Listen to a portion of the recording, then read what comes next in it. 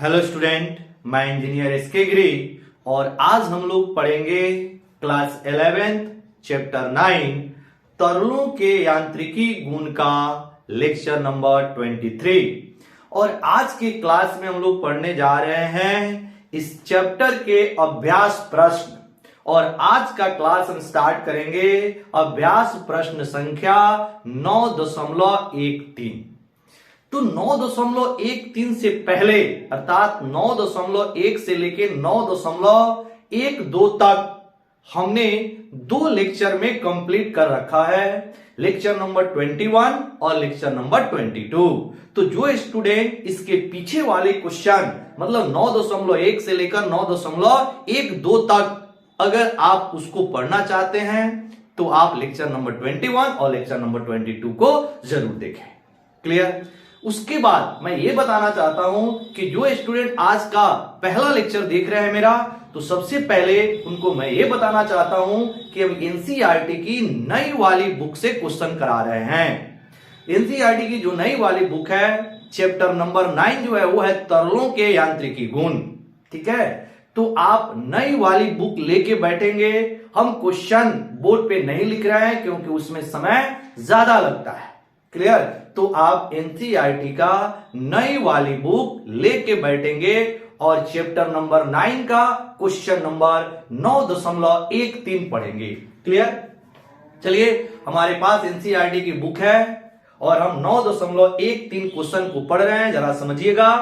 Question है, किसी 1.5 metre लंबी 1 सेंटीमीटर त्रिज्या की क्षैतिज नली से ग्लिसरीन का अपवर्तित प्रवाह हो रहा है।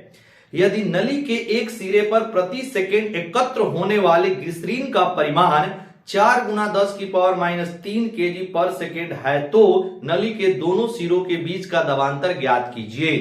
और इसके लिए ग्लिसरीन का घनत्व दिया हुआ है और साथ ही ग्लिसरीन की सांद्रता भी दे रखी है।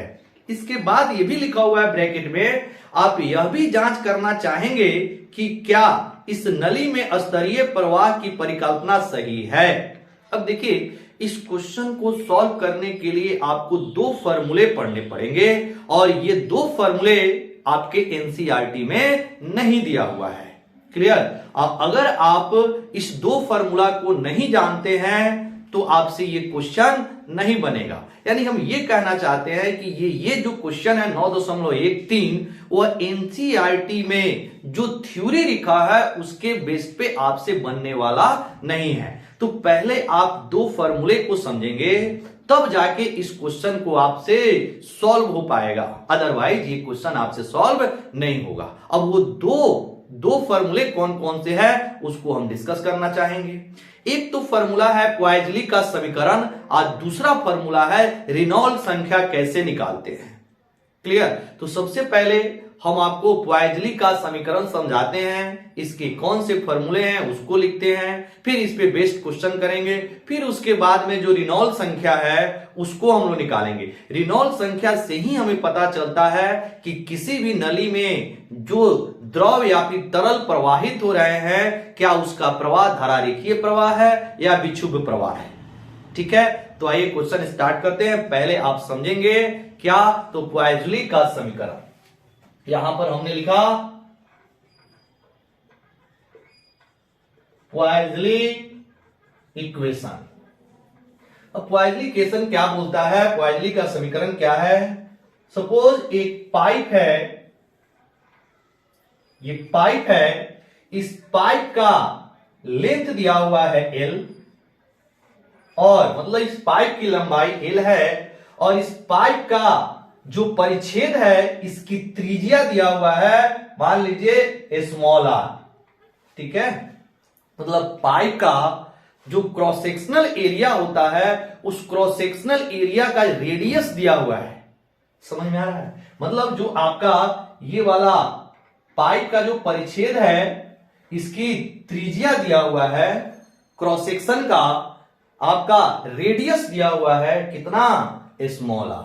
ठीक है, इसके बाद इस पाइप से जो द्रव प्रवाहित हो रहे हैं उसकी संयंता अगर ईटा दिया हुआ है, उसकी संयंता ईटा दिया हुआ है, फिर इसमें जो आपका द्रव प्रवाहित हो रहा है एक इंड पे, जो इस पे दाब लग रहा है, मतलब नली के एक सिरे पर जो दाब है अगर P1 है और दूसरे सिरे की दाब अगर P2 है, तो इनके बीच की दबांतर क्या होगी? अगर दोनों सिरों के बीच की दबांतर निकाले, अगर इसको डेल्टा P बोले, तो delta P is equal to P1 minus P2, ये हो गई दबांतर। मान लो अगर ये भी दिया हुआ है, ठीक है। अब देखना, एक सिरे से आपका जो तरल है वो अंदर जा रहा है, दूसरे सिरे से तरल बाहर निकल रहा होगा। तो किसी मतलब ऐसे समझेंगे, किसी सिरे से आप लिक्विड ऐसे भी जा सकता है लेफ्ट साइड से भी, या लिक्विड आपका राइट साइड से भी आ सकता है। तो हमको यहां पर यह समझना है कि पाइप के किसी सिरे पर जो आपके द्रव बाहर निकल रहे हैं, उस द्रव का आयतन पर सेकेंड की जो फॉर्मूला है वह आपका पॉइजली का समीकरण देता है, ठीक है। जैसे मान लीजिए इधर से द्रव आपका इन कर रहा है, अंदर जा रहा है, और इस साइड से जो द्रव है वो बाहर निकल रहा है। मान लीजिए इधर से जो द्रव है वो बाहर निकल रहा है, ठीक है। तो द्रव की जो मात्रा है वो कितनी मात्रा बाहर निकला, मतलब नली के सिरे से जो द्रव बाहर निकल रहा है उस द्रव की जो मात्रा है वो कितनी होगी, वही आपका पॉइजली का समीकरण देता है। और द्रव की मात्रा को हम बोल सकते हैं आयतन पर सेकेंड। द्रव की मात्रा जो होता है वो आयतन पर सेकेंड में लेते हैं, क्लियर। तो यहां पर पॉइजली का समीकरण बोलता है आयतन पर सेकेंड, या द्रव की जो मात्रा होती है ये होता है आपका, यहां से लिखते हैं द्रव की जो मात्रा होती है वह पाई बटा 8 into delta P into R की power 4 divided by eta into L। अब यहां पर जो डेल्टा P है वह दोनों सिरों के बीच की दबांतर हो गई, R त्रिज्या हो गया परिच्छेद का, और ईटा जो द्रव इसमें प्रवाहित हो रहा है उसकी संयंता हो गई, और L क्या हो गया? पाइप की लंबाई हो गई। तो पाइप के नली से जो द्रव एकत्रित हो रहा है उसकी जो मात्रा है, अर्थात आयतन जो पर सेकेंड की जो वैल्यू है, मान है, वह कितना आता है, इसे हम लोग बोलते हैं पॉइजली का समीकरण। अब इसी फॉर्मूला को यूज करना हम लोग को क्वेश्चन नंबर 9.13 में। अब क्वेश्चन 9.13 क्या बोल रहा है, पहले हम यहां पे लिखना चाहेंगे क्या इसमें गिवन है। क्वेश्चन नंबर 9.13 बोल रहा है एक आपका क्षैतिज पाइप है, नली है, ये क्षैतिज नली हो गई, इसका लंबाई दिया हुआ है, एल का जो मान है वो 1.5 मीटर है, साथ ही साथ इसकी जो त्रिज्या दे रखा है वो 1 सेंटीमीटर है, और 1 सेंटीमीटर बराबर 10 की पावर माइनस 2 मीटर हो गया। फिर से बोल रहा है कि नली के एक सिरे से जो द्रव बाहर निकल रहा है उसका परिमाण दिया हुआ है, मतलब जो द्रव बाहर निकल रहा है, जो द्रव एकत्रित हो रहा है उसका परिमाण दिया हुआ है, और परिमाण जो है वो वॉल्यूम पर सेकंड में नहीं दिया है, क्वांटिटी नहीं दिया है, मात्रा नहीं दिया है, ये दिया है द्रव्यमान प्रति सेकेंड। मतलब नली से बाहर निकलने वाला जो द्रव है उस द्रव का द्रव्यमान प्रति सेकेंड का मान दिया हुआ है, m/t का मान दिया है 4 गुना 10 की पावर माइनस 3 kg पर सेकेंड, ये चीज दिया हुआ है। साथ ही दिया है ग्लिसरीन का घनत्व, मतलब इसमें जो आपका द्रव प्रवाहित हो रहा है कौन सा द्रव है, ग्लिसरीन है, क्लियर। मतलब पाइप के अंदर जो द्रव प्रवाहित हो रहा है कौन सा द्रव है, तो ग्लिसरीन है, और ग्लिसरीन का घनत्व दिया हुआ है, घनत्व का मान दिया हुआ है 1.3 गुना 10 की पावर 3 kg पर मीटर क्यूब, ठीक है, पर मीटर क्यूब। साथ ही साथ ग्लिसरीन की संयंता दिया रखा है, ईटा का मान दिया हुआ है, कितना दिया है बाबू, तो 0.83 PS, ये चीज दिया हुआ है। और हमसे पूछ रहा है कि नली के दोनों सिरों के बीच दबांतर ज्ञात कीजिए, यानी डेल्टा P का मान हमसे पूछ रहा है, ठीक है। अब इसी डेल्टा P का मान निकालने के लिए हम लोग क्या करेंगे, यहां पर पॉइजली का समीकरण यूज करेंगे, ठीक है। अब पॉइजली के समीकरण में हम लोग को आता है द्रव की मात्रा, यानी ग्लिसरीन की मात्रा निकालना पड़ेगा, वॉल्यूम पर सेकेंड हमें निकालना पड़ेगा, क्लियर। वॉल्यूम पर सेकेंड जब तक आप नहीं निकालेंगे तब तक डेल्टा P का मान नहीं निकलेगा। तो यहां पर द्रव्यमान पर सेकेंड दिया हुआ है, मास पर सेकेंड दिया हुआ है, और हम लोग को आयतन पर सेकंड निकालना है, यानी वॉल्यूम पर सेकंड निकालना है। तो इसके लिए हम क्या करते हैं, सबसे पहले आपको ये पता है, यहां लिख सकते हैं we know that density is equal to, यानी घनत्व इज इक्वल टू द्रव्यमान बटा आयतन। अब यहां से आप आयतन लिखना चाहेंगे तो ये हो जाएगा द्रव्यमान अब बटा घनत्व।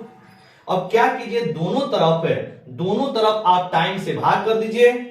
ठीक है, दोनों तरफ हम क्या करते हैं, टाइम से भाग करते हैं। इधर का पहले पाइवली समीकरण आप नोट कर लीजिएगा बाबू, क्योंकि इस फॉर्मूला का हम इस्तेमाल करने वाले इस क्वेश्चन में, आप इसको जरा नोट कर लीजिएगा पॉज करके। ठीक है, अब देखिएगा यहां से हमने क्या किया, दोनों साइड टी से भाग कर दिया, तो ये हो गया आयतन पर सेकेंड, यानी ये जो भी है वो क्या है, वॉल्यूम है। वॉल्यूम पर सेकेंड बराबर हो गया आपका द्रव्यमान बटा घनत्व और गुना 1/t। दोनों तरफ से t से t कट जाएगा, फिर से वहीं से चीज आ जाएगा। दोनों तरफ हमने टाइम से क्या कर दिया, भाग कर दिया। अब देखना ये आ गया volume by time, v/t is equal to, क्या इस चीज को m/t इंटू 1/ρ लिख सकते हैं क्या? बिल्कुल लिखा जा सकता है कि नहीं? इस t को इसके साथ कर दिया, रो को बाहर कर दिया, ऐसा कर सकते हैं, मैथ का रूल है। तो v/t इज इक्वल टू, अब m/t का मान देखिए दिया हुआ है, वैल्यू रखते हैं तो 4 गुना 10 की पावर -3 गुना ये m/t का मान हो गया और गुना हो जाएगा 1/ρ। तो यहां पर सीधा आप रो से भाग कर दीजिए। ठीक है, रो मतलब घनत्व, यहां पर दिया हुआ है 1.3 गुना 10 की पावर कितना हो जाएगा, 3। सॉल्व करेंगे, यहां से पॉइंट उड़ाएंगे तो ये हो जाएगा आपका 40/13 हो गया। आप ऊपर 10 की पावर -3, ये ऊपर फिर से जाएगा तो नीचे वाली वैल्यू ऊपर गया, -3 और हो गया तो -3 -6 हो गया। ठीक है, अब क्या हो जाएगा, वॉल्यूम का मीटर क्यूब पर सेकेंड। अब इसको जरा सॉल्व करेंगे, यहां पर क्या था 1.3 पॉइंट उड़ाया तो ऊपर 0। अब इसको सॉल्व करेंगे तो ये कट रहा है जी, 13 तिहाई 39। ठीक है, एक पर 0 दशमलव गया तो 0 आया, 10 हुआ नहीं जाएगा, एक और 0 लगाएंगे 100 हो गया, 13 सत्ते 98 हो जाएगा यहाँ पे। तो ये आपका आ गया 3.07 इंटू 10⁻⁻6 मीटर क्यूब पर सेकेंड। अब हम लोग का क्या निकल गया, जो ग्लिसरीन जो बाहर निकल रहा है पाइप से, उसकी मात्रा निकल गई। अब हम लोग यहां पे पॉइजली के समीकरण यूज कर लेंगे, यहां पर लिखेंगे पॉइजली के समीकरण से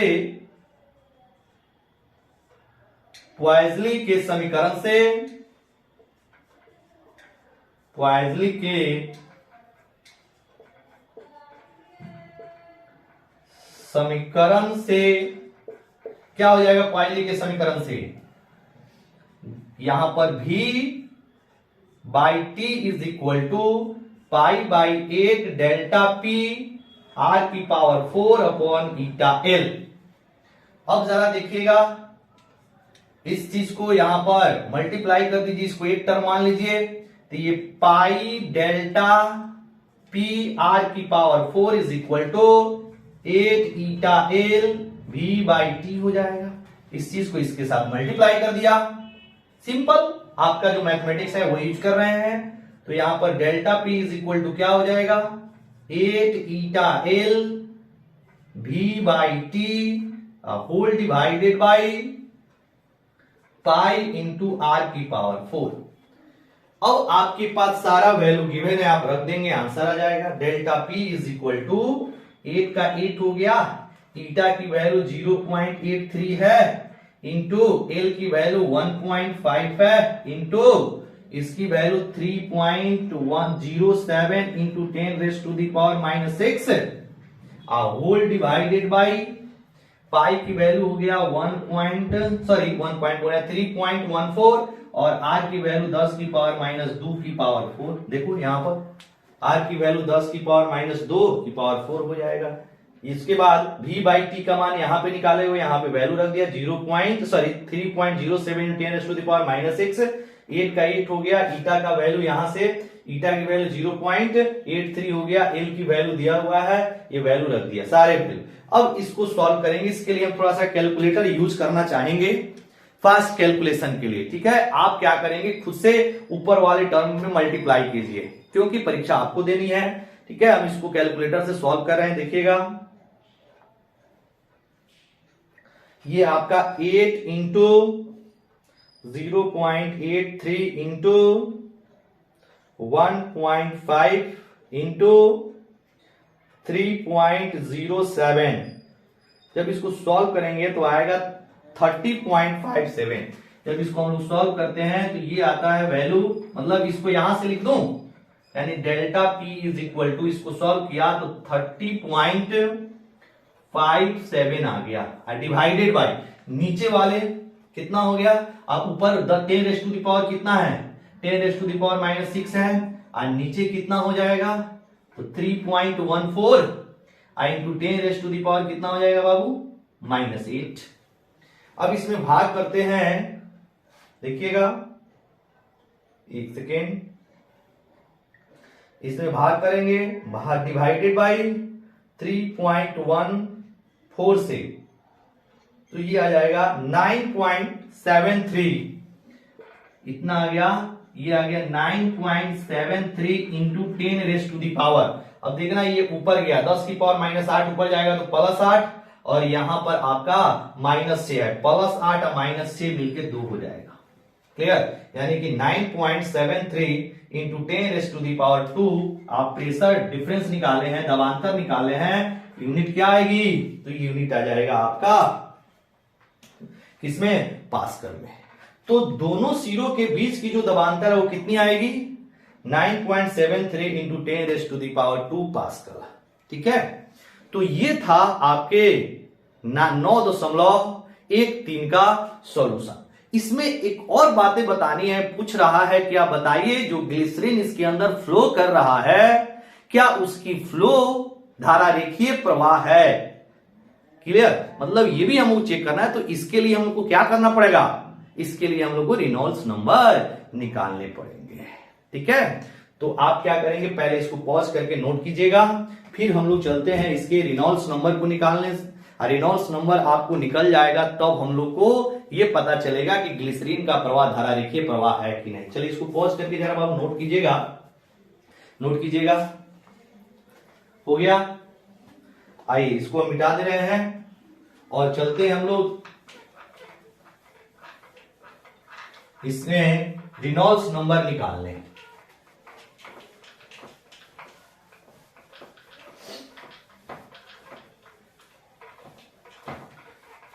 और रेनॉल्ड्स नंबर अगर निकल जाएगा तब जाके हम लोग कहेंगे कि आपका जो धारा रेखीय प्रवाह है कि नहीं है, ग्लिसरीन का प्रवाह धारा रेखीय है कि नहीं। देखना, सबसे पहले मान लीजिए, थोड़ा सा हम कंसेप्ट देना चाहेंगे यहां पर। मान लीजिए एक नली है और इस नली के अंदर कोई भी द्रव प्रवाहित हो रहा है, तो उस द्रव की प्रवाह धारा रेखीय कब लेते हैं और विक्षुब्ध कब लेते हैं, वो डिपेंड करता है रेनॉल्ड्स संख्या पर। ठीक है, मान लीजिए अगर रेनॉल्ड्स संख्या का मान 2000 से कम है तो ये होता है धारा रेखीय प्रवाह के लिए, धारा रेखीय प्रवाह के लिए, जिसको ये बोल रहा है किताब में आपको स्तरीय प्रवाह, धारा रेखीय प्रवाह को ही क्या बोल रहा है, ये स्तरीय प्रवाह है कि नहीं, स्तरीय प्रवाह, इसी चीज को ये बोल रहा है। अगर रेनॉल्ड्स नंबर का मान 2000 से ज्यादा है तो ये होता है विक्षुब्ध प्रवाह के लिए, विक्षुब्ध प्रवाह के लिए। तो सबसे पहले हम लोग रेनॉल्ड्स संख्या निकालेंगे। ठीक है, और आपका रेनॉल्ड्स संख्या निकालने के लिए एक फॉर्मूला हम लोग के पास है, उसी फॉर्मूला को हम लोग यहां पर यूज करना चाहेंगे। रेनॉल्ड्स संख्या निकालने के लिए 4 into rho into V/T divided by pi into Neeta D. ठीक है, ईटा डी जिसको बोल रहे हैं। अब देख रहा है यहां पर जो डी है वो डायमीटर है। किसका डायमीटर? किसका डायमीटर? तो जो आपका पाइप है उस पाइप की डायमीटर मतलब व्यास। तो व्यास कितना होता है आपको पता है, रेडियस का दुगुना। रेडियस क्वेश्चन में दिया हुआ है 1 सेंटीमीटर। ठीक है, अब यहां पर आपको v बाई टी अभी हम लोग निकाले हैं, कितना आया था 3 v बाई टी का मान कितना आया था बाबू? v बाई टी का मान आया था 3.07 गुना 10 की पावर माइनस 100 मीटर क्यूब पर सेकेंड। अभी आपने निकाल लिया है, तो इसका यहां पर यूज करना है। डेंसिटी दे रखा है कि नहीं? आपको ईटा दे रखा है, डायमीटर आपको पता चल जाएगा। तो आप क्या कीजिए, यहां से सारा वैल्यू रखिए। तो R is equal to 4 into rho की वैल्यू कितनी दी है बाबू? तो 1.3 गुना 10 की पावर आपका 3 था।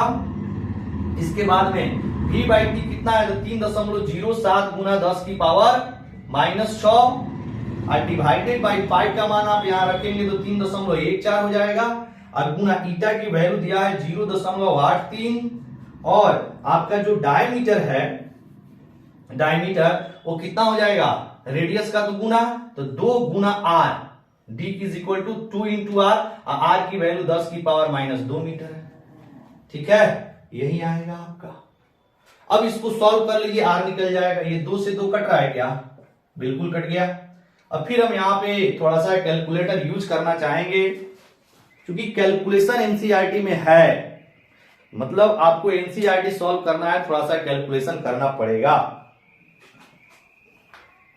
देखिए, अब ये आपका 2 इंटू 1.3 इंटू 3.07, जब इसको आप सॉल्व करते हैं तो आता है 7.92। ये आ गया 7.92 नहीं 98। आइए हो जाएगा आपका, ऊपर सॉल्व करेंगे तो 10 raise to the power minus 3 और डिवाइडेड बाई, इसको आप गुना कीजिए तो 3.14 गुना 0.83, इसको जब सॉल्व कर देंगे तो ये आ जाएगा 2.6 into 10 raise to the power कितना हो जाएगा? -2। अब इसको जरा सॉल्व करेंगे तो ये देखना 7.98 डिवाइडेड बाई 2.6 सॉल्व करेंगे तो ये आ जाएगा 3.06।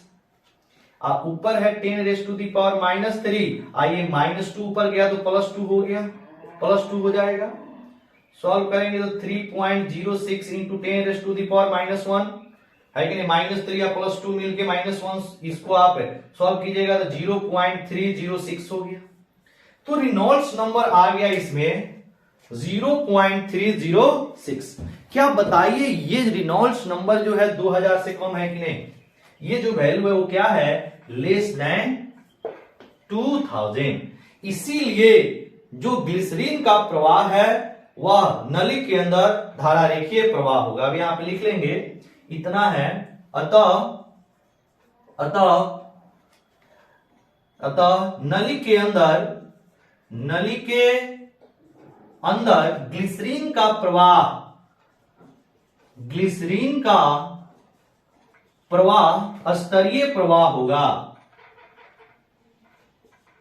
स्तरीय प्रवाह होगा, ये होगा हमारा आंसर करेक्ट। अब जाके कंप्लीट हुआ आपका 9.13। ठीक है, अब हम लोग बढ़ते हैं क्वेश्चन नंबर 9.14 पे। इसको आप पॉज करके नोट कीजिएगा बाबू, पॉज करके नोट कर लीजिएगा। हो गया? चलिए, अब आप क्वेश्चन नंबर 9.14 को आप पढ़िए।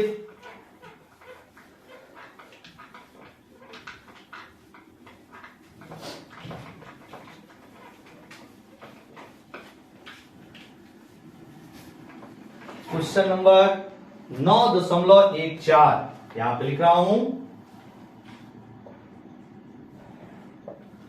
चलिए, अब यहां पर क्वेश्चन क्या है हम पढ़ रहे हैं, जरा समझना। किसी आदर्श वायुयान के परीक्षण प्रयोग में वायु सुरंग के भीतर पंखों के ऊपर और नीचे के पृष्ठों पर वायु प्रवाह की गतियां क्रमशः 70 मीटर पर सेकेंड तथा 63 मीटर पर सेकेंड है। यदि पंख का क्षेत्रफल 2.5 मीटर स्क्वायर हो तो उस पर आरोपित उत्थापक बल परिकलित कीजिए, और वायु का घनत्व भी दिया हुआ है इसमें। ठीक है, अब देखना जो वायुयान है उसके पंख के निचली और ऊपरी जो वायु का चाल है वो दिया हुआ है। तो मान लीजिए आपका यहां पर ऐसे हमने कुछ बनाया, मान लो ऐसे आपका डायग्राम, मान लीजिए ये आपका वायुयान का पंख है, ऐसे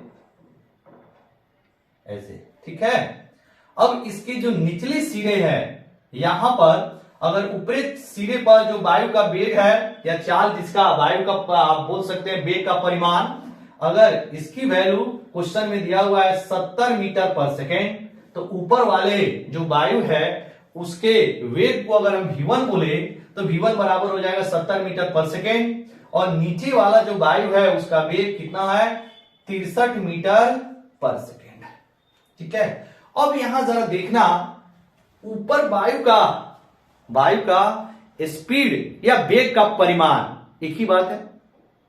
तो ऊपर का वायु का जो स्पीड है वो ज्यादा है नीचे वाले वायु के स्पीड से। इसका मतलब है ऊपर से जो प्रेशर लग रहा होगा वो कम होगा क्योंकि वेलोसिटी ज्यादा है, और नीचे से प्रेशर ज्यादा लग रहा होगा क्योंकि वेलोसिटी क्या है, कम है, बर्नौली के सिद्धांत से।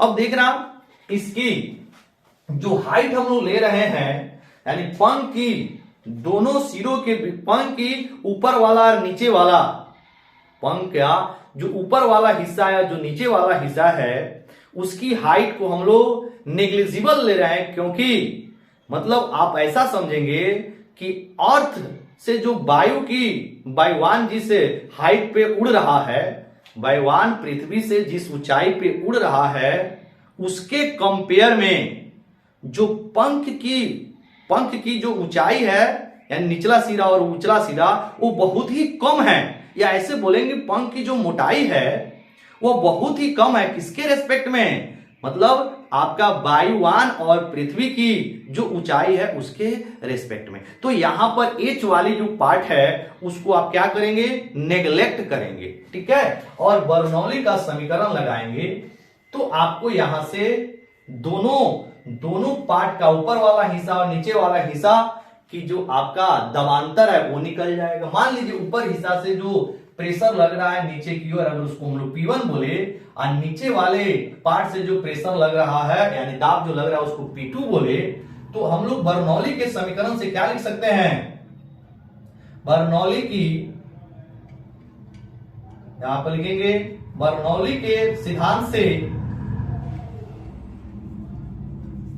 बर्नौली के सिद्धांत से क्या होता है, ऊपर और नीचे पार्ट में हम लगाना चाहेंगे तो P1 plus 1/2 rho V1 square अब प्लस रो GH1, रुक जाइए, is equal to P2 plus 1/2 rho V2 square अब प्लस रो GH2। अब यहां पर H1 और H2 जो है, यहां पर H1 और H2 की जो वैल्यू है वह ऑलमोस्ट सेम लेते हैं, ये दोनों वैल्यू है, यानी कि H1 और H2 जो है यहां पर वह लगभग क्या है, सेम लेंगे। इसलिए सेम लेंगे क्योंकि वायुयान जिस ऊंचाई पे उड़ रहा है उसके कंपैरिजन में जो आपका H1 माइनस H2 है बहुत ही कम है, इसीलिए इस वैल्यू को आप क्या करेंगे, नेग्लेक्ट कर देंगे, जीरो कर देंगे, खत्म कर देंगे।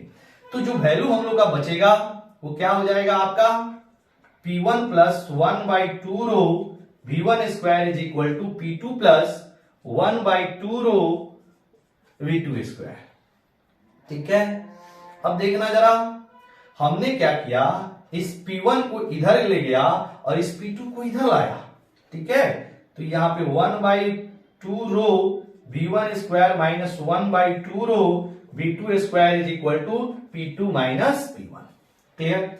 अब इस P2 माइनस P1 को अगर हम लोग डेल्टा P बोल दे, क्या बोल दे बाबू इसको, डेल्टा P, तो delta P is equal to 1/2 rho common हो गया इन दोनों में, और ये आ जाएगा V1 square minus V2 square. इसको आप से सॉल्व करेंगे तो 1/2 रो V1 प्लस V2 का V1 plus V2 into V1 minus V2 ए स्क्वायर माइनस बी स्क्वायर का फॉर्मूला लगा दिया, ए प्लस बी इंटू ए माइनस बी। तो यहां से डेल्टा पी हम लोग का निकल जाएगा, delta P is equal to 1/2 into rho का वैल्यू दिया है, कितना दिया है बाबू, तो 1.3 दिया हुआ है, 1.3 दिया हुआ है डेंसिटी, और V1 कितना है, तो 70 प्लस 63 यानी 63 इंटू हो जाएगा 70 माइनस 63।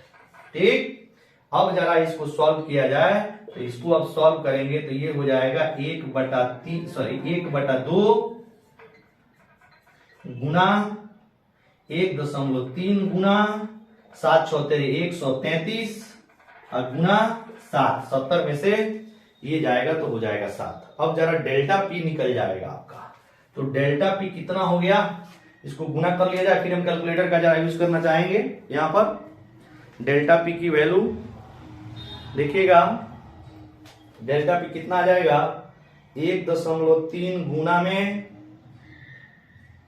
133 गुना 7, ये आ जाएगा 1210.3, अब भागा कर देना है इसको 2 से, तो ये वैल्यू आ जाएगा 605.15। इसको सॉल्व करेंगे तो ये आ जाएगा 605.15, इतना पास करा।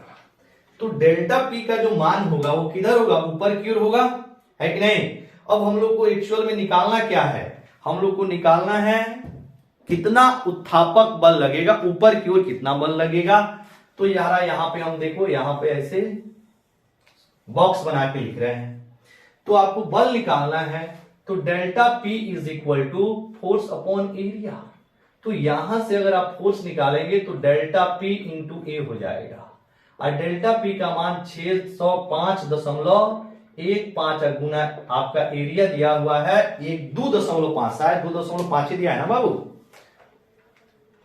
दिया हुआ है आपका 2.5 मीटर स्क्वायर, ठीक है। तो ये वैल्यू, अब यहां से जो बल लगेगा वो क्या होगा, ऊपर की ओर लगेगा, क्योंकि यहां से डेल्टा पी की जो एक्चुअल में डेल्टा पी की जो वैल्यू आएगी ऊपर की ओर होगा, क्योंकि P2 की मान ज्यादा है और P1 का मान क्या है, वो कम है। तो जो प्रेशर होगा अपवर्ड डायरेक्शन में लगेगा, तो फोर्स का भी वैल्यू क्या होगा, ऊपर की ओर होगा। अब इसको आप क्या कर दीजिए, 605 में 2.5 से क्या करेंगे, गुना कर देंगे, आपका आ जाएगा आंसर। इसमें क्या कितने गुना कर दीजिए, तो 2.5 से सॉल्व करेंगे तो ये आ जाएगा 1512 इसको सॉल्व करेंगे तो 1512.87 न्यूटन। अब पॉइंट को आप इधर लाएंगे आंसर मैच कराने के लिए, तो 1.5 और गुना 10 की पावर, ये पॉइंट आपने कितना पीछे खसकाया 3, तो यहां पर 3 हो जाएगा इतना न्यूटन। तो वायुयान के जो पंख पर उत्थापक बल लगेगा वो कितना लगेगा बाबू, वो लगेगा आपका 1.5 गुना 10 की पावर 3 न्यूटन। और यहां पर H1 और H2 क्या है, लगभग बराबर है, ठीक है, क्योंकि पंख की जो हाइट है, ठीक है, हाइट जो है, जो पंख की जो आप क्या बोल सकते हैं, हाइट की डिफरेंस वो बहुत ही क्या होगा, कम आएगा, क्योंकि वायुयान की जो ऊंचाई है वह क्या है, बहुत ज्यादा है आपका इसके हाइट डिफरेंस से, यानी कि ऊंचाई का जो अंतर है उससे बहुत ही ज्यादा होता है आपका पृथ्वी से जो वायुयान उड़ रहा है वहां पे। इसलिए H1 H2 का आप ऑलमोस्ट बराबर कर देंगे तो ये पार्ट आपका क्या हो जाएगा, कैंसिल हो जाएगा। चलिए इसको नोट कीजिएगा। अब बढ़ते हैं हम लोग क्वेश्चन नंबर 9.15 नोट कर लीजिएगा। क्वेश्चन है 9.15 में चित्र 9.20 A तथा B किसी द्रव संयंत्रहीन का प्रति प्रवाह दर्शाते हैं। इन दोनों चित्रों में कौन सही नहीं है, ये पूछता है, कौन सही नहीं है, कारण स्पष्ट कीजिए। तो पहले जो चित्र है उसको हम यहां पे बनाना चाहेंगे, आप इसको पॉज करके नोट कर लीजिएगा।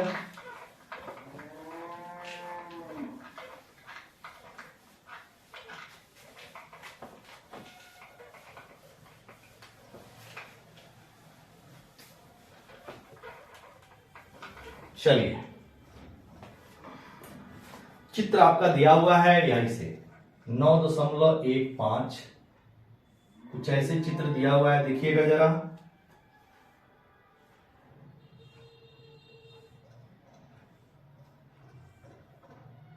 इस तरह दो आपका यहां पर ऐसे दो कैपिलरी लगा हुआ है, नली ऐसे लगा हुआ है, इस तरह। ये हो गया आपका चित्र नंबर 1। इसमें कोई आपका द्रव प्रवाहित हो रहा है जो कि क्या है, आपका संयंत्रहीन है, और इसमें यहां तक आपका लिक्विड उठा हुआ है, और इसमें आपका जो लिक्विड है कुछ यहां तक उठा हुआ है, ऐसे ऐसे, ठीक है। तो एक चित्र यहां है, ऐसे आपका द्रव प्रवाहित हो रहा है चित्र में। फिर इसी तरह का आपका एक और डायग्राम दिया हुआ है, उसको भी हम यहां पे नोट करना चाह रहे हैं। देखिए,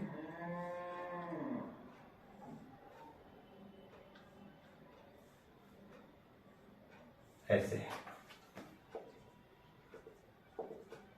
इसमें भी आपका सेम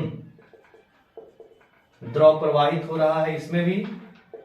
ये आपका बी पार्ट है, इसमें भी आपका दो कैपिलरी लगा हुआ है, ऐसे। अंतर क्या है देखिएगा, इसमें आपका ज्यादा ऊपर की ओर उठा हुआ है, और इसमें जो है आपका द्रव कम ऊपर की ओर उठा हुआ है, ऐसे। और हमसे पूछ रहा है बताइए कौन सही है और कौन, सीधा पूछ रहा है कौन सही नहीं है, सही पूछ रहा है कौन सही नहीं है। जो चित्र बनाया गया है इसमें कौन सा चित्र सही नहीं है, ये हमसे क्वेश्चन पूछ रहा है। अब देखिए, इसमें आपको दो फॉर्मूले यहां पर यूज होने वाले। एक तो आपका अविरतता का सिद्धांत, कंटिन्यूटी इक्वेशन, और दूसरा यूज होगा बर्नौली का सिद्धांत, ठीक है। अब देखना, पहले आपका अविरतता के सिद्धांत से क्या होता है, अविरतता का के सिद्धांत मतलब कंटिन्यूटी इक्वेशन। कंटिन्यूटी इक्वेशन क्या बोलती है, A into V is equal to constant, नियत। मतलब एरिया और द्रव का जो वेग है उसका प्रोडक्ट क्या होना चाहिए, कांस्टेंट। कहने का मतलब जहां पर एरिया का मान कम होता है वहां द्रव का वेग ज्यादा होता है, रेसिप्रोकल है। अब देखना, आप दो एरिया इन दोनों चित्र में देखेंगे तो पहले आपका यहां पर का एरिया, मान लीजिए आपका कैपिलरी नंबर 1 है, वहां की एरिया, और यहां पे आपका कैपिलरी नंबर 2 है, वहां की एरिया। यहां की एरिया A1 है, मान लो यहां की एरिया A2 है। यहां पे जो द्रव बाहर निकल रहा है सपोज V1 वेग से, और यहां पे जो द्रव निकल रहा है मान लो V2 वेग से। अब देखना यहां पर क्या है, A1 जो है वो A2 से क्या है बाबू, बड़ा है। इसका मतलब है कि जो V1 होगा वो V2 से क्या होगा, छोटा होगा, क्योंकि एरिया और वेग एक दूसरे के क्या है, रेसिप्रोकल। जहां पर एरिया ज्यादा होगा वहां पे तरल का जो वेग होगा वो कम होगा, रेसिप्रोकल है। यही तो अविरतता का सिद्धांत है। तो यहां पर एरिया ज्यादा है, देखना पार्ट में आपका पहला कैपिलरी के पास जो एरिया है वो ज्यादा है कैपिलरी 2 के पास के एरिया से, यानी A1 ज्यादा है A2 से। इसका मतलब V1 जो होगा वो कम होगा V2 से। अब आप देखिए, ये हमको निकल गया। और दूसरा बोलता है बर्नौली के सिद्धांत क्या बोलता है, बर्नौली के सिद्धांत से, बर्नौली का सिद्धांत बोलता है कि P1 plus 1/2 rho V1 square अब plus rho GH1 is equal to P2 plus plus 1/2 rho V2 square plus rho GH2। अब यहां पर H1 और H2 फिर से क्या है, सेम है, क्योंकि आपका ये हॉरिजॉन्टल लेवल में पाइप रखा हुआ है। यहां पे आप देखिएगा ऐसे, इसको आप ज्वाइन करेंगे ऐसे, तो यहां से जो हाइट है वो ऑलमोस्ट क्या है, सेम है। तो ये बहुत ज्यादा आपका नीचा नहीं है, मतलब आप बोल सकते हैं H1 और H2 क्या है, लगभग बराबर है। तो फिर ये टर्म आपका क्या हो जाएगा, गायब हो जाएगा। ठीक, अब देखना P1 plus rho 1/2 rho V1 square is equal to P2 plus 1/2 rho V2 square. अब आपका जरा देखना यहां पर रो सब में सेम है क्योंकि एक ही तरल आपका फ्लो कर रहा है। V1 कम है V2 से, खूब ध्यान से समझिएगा। V1 जो है वह कम है V2 से। इसका मतलब है कि जो प्रेशर होगा, जहां की तरल का वेग कम होता है वहां का प्रेशर ज्यादा होता है। तो यहां पे हम बोल सकते हैं यहां का जो वेग है V1 कम है किससे, V2 से। इसका मतलब है कि P1 बड़ा होगा P2 से। बात बुझाया, यानी P1 अगर P2 से बड़ा है, अगर यहां का प्रेशर ज्यादा है तो कैपिलरी ऊपर ज्यादा जाना चाहिए।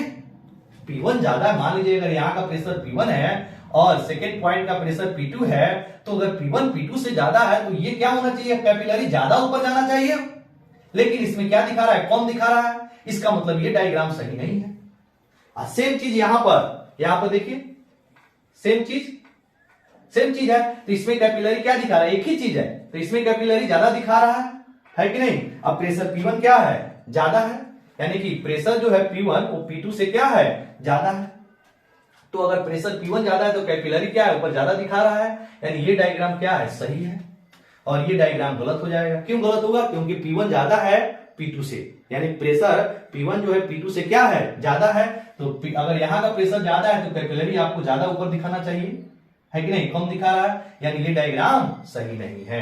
तो हम लोग यहां पे क्या लिखेंगे आंसर में, आंसर हो जाएगा आपका चित्र ए सही नहीं है, यही आंसर होगा। चित्र ए सही नहीं है क्योंकि ए पर की जो दाब होगी, ए पर जो दाब होगा, समझ में आ रहा है, यानी यहां पर पहला पॉइंट पर जो दाब होगा वो ज्यादा है दूसरे पॉइंट से।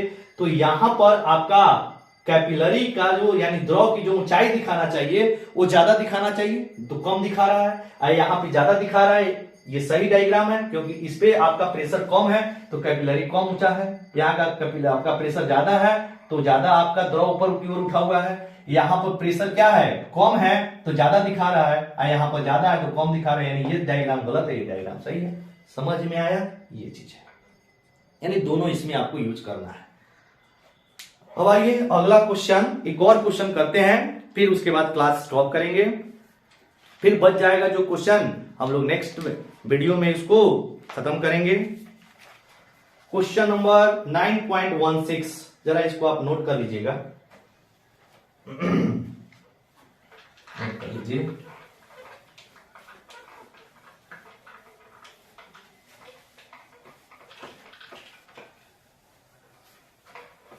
चलिए अब यहां पर क्वेश्चन नंबर 9.16 आइए, बोला है किसी स्प्रे पंप की बेलनाकार नली के अनुप्रस्थ काट का क्षेत्रफल 8 cm स्क्वायर है।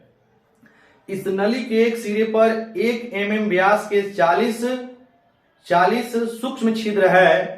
यदि इस नली के भीतर द्रव के प्रवाहित होने की दर 1.5 मीटर पर मिनट है, पर सेकेंड नहीं, पर मिनट है, तो छिद्रों से होकर जाने वाली द्रव की निष्कासन चाल ज्ञात कीजिए। इसमें सिंपल क्वेश्चन है, कंटिन्यूटी इक्वेशन लगा देंगे, काम खत्म। मान लीजिए आपका एक पाइप है ऐसे यहां पर, ठीक है, यहां पर ऐसे पाइप है, मान लीजिए यहां से आपका ऐसे कोई द्रव आपका अंदर जा रहा है और अंदर जो जा रहा है उसका वेग, मान लीजिए वहां का जो वेग है, मान लीजिए आपका, ये आपका पोजीशन नंबर 1, पॉइंट नंबर 1, ये आपका मान लीजिए पॉइंट नंबर 2।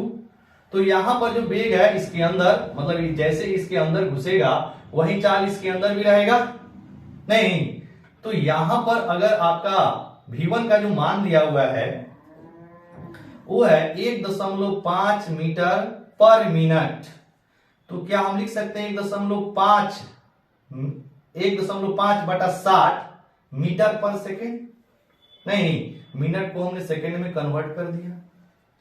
दूसरी बात, मान लीजिए यहां की जो एरिया है वह A1 का मान लिया हुआ है 8 cm²। इसको भी मीटर में बदल दीजिए तो 8 गुना 10 की power minus 4 meter square. CM गुना सीएम लिखोगे ना, एक्चुअल में ये 8 सेंटीमीटर स्क्वायर है, तो इसको क्या लिख सकते हैं, 8 गुना 1 सेंटीमीटर गुना 1 सेंटीमीटर।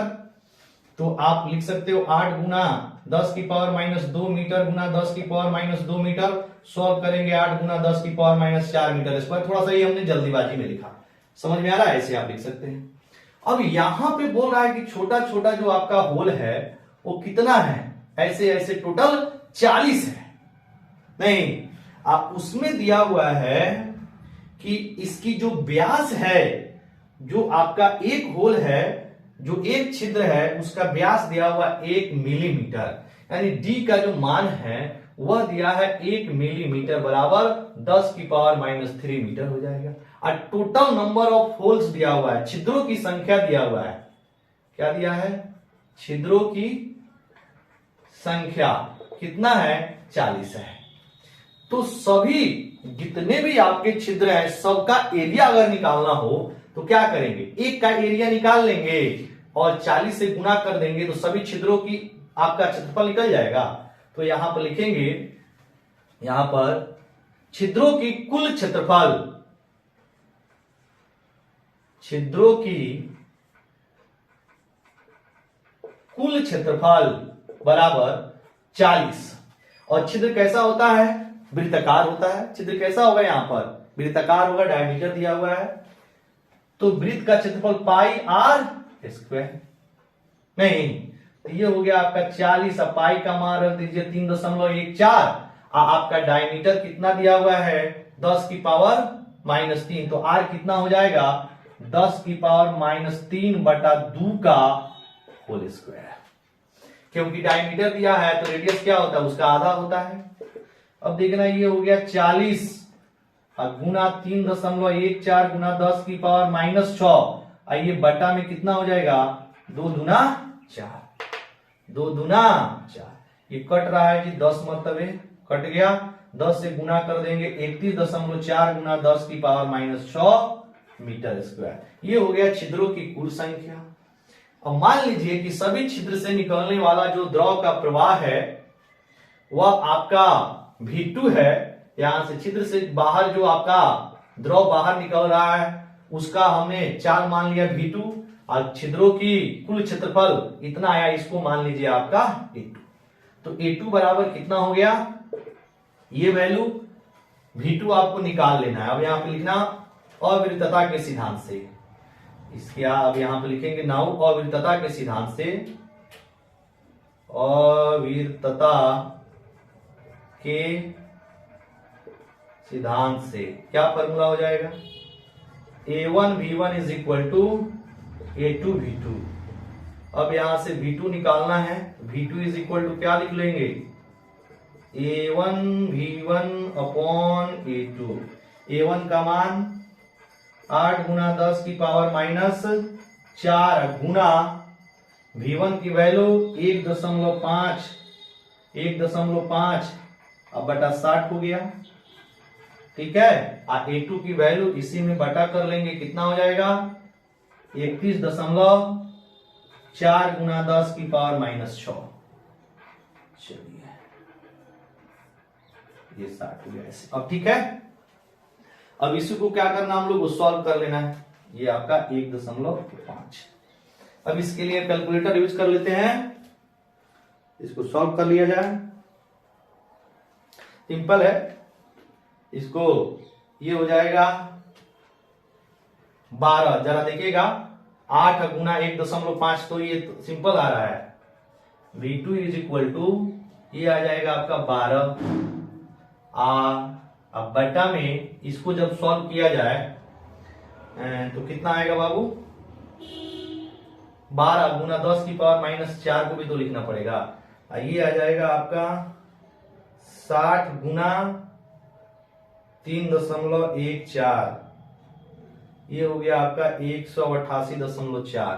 इसको सॉल्व करेंगे तो 188 0.4 गुना 10 की पावर -6 नहीं, ठीक है। अब जरा 12 में क्या करेंगे,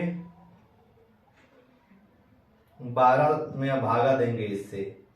12 भागा 188.4, तो ये आया आपका 0.0636, इतना ही रहने दीजिए। ऊपर 10 की पावर -4, फिर ये ऊपर से गया तो +100 हो जाएगा जी। तो 0.06 गुना 10 की 63 ले लेते हैं, 36 गुना 10 की पावर 2। अब 2 पॉइंट आगे चला जाएगा क्या, बोलिए।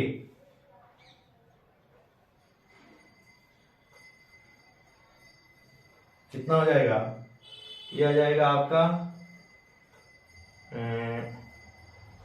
6.3 मीटर पर सेकेंड। ठीक है, 10 से गुना कर दीजिएगा। कैलकुलेशन को एक बार चेक कर लिया जाए क्या, ठीक है। ये आपका 15 मीटर पर मिनट है, 60 से भागा कर देंगे, ये 8 सेंटीमीटर ये आ गया, सही है। एक बार चेक कर लेते हैं। डायमीटर कितना दिया था बाबू, डायमीटर दिया था 1 mm, है ना। डायमीटर 1 mm दिया हुआ है, ठीक है। डायमीटर 1 mm दिया है, तो 10 की पावर -3 मीटर हो गया। रेडियस हो जाएगा इतना बाई 3। छिद्रों की संख्या तो आप πr², एक छिद्र का होगा 40 से मल्टीप्लाई कर देंगे। वेरी गुड, आपका ये चीज आ गया। ये 10 की पावर -6, ये 4 से कट जाएगा, 4 दाएं 40, 31.4 गुना 10 की पावर -6। वेरी गुड, यहां तक सही है। फिर यहां तक निकालेंगे तो ये आ गया 4, ये आ जाएगा आपका 1.5/60। V1 है 1.5/60 नीचे, ठीक है। अच्छा, उसके बाद में आपका A2 निकलेगा तो 31.4 गुना 10 की पावर -6। वेरी गुड, इससे गुना करेंगे तो 12 गुना 10 की पावर -4। 31.4 में 60 से गुना करते हैं तो क्या यही आता है क्या, एक बार क्रॉस चेक कर लेते हैं। 60 गुना 3.14, सॉरी 3.14 नहीं, रुक जाइएगा, आपका 60 गुना 31.4, यही को गड़बड़ लग रहा था, ठीक है। यही, एक मिनट बाबू सुधार लीजिएगा, यही ये 60 था, हम 6 से गुना कीजिए, यही हमको डाउट लग रहा था। तो ये आ जाएगा आपका इतना 84। अब जरा इसको भाग करेंगे 12 भागा 1884, ये आ जाएगा 0.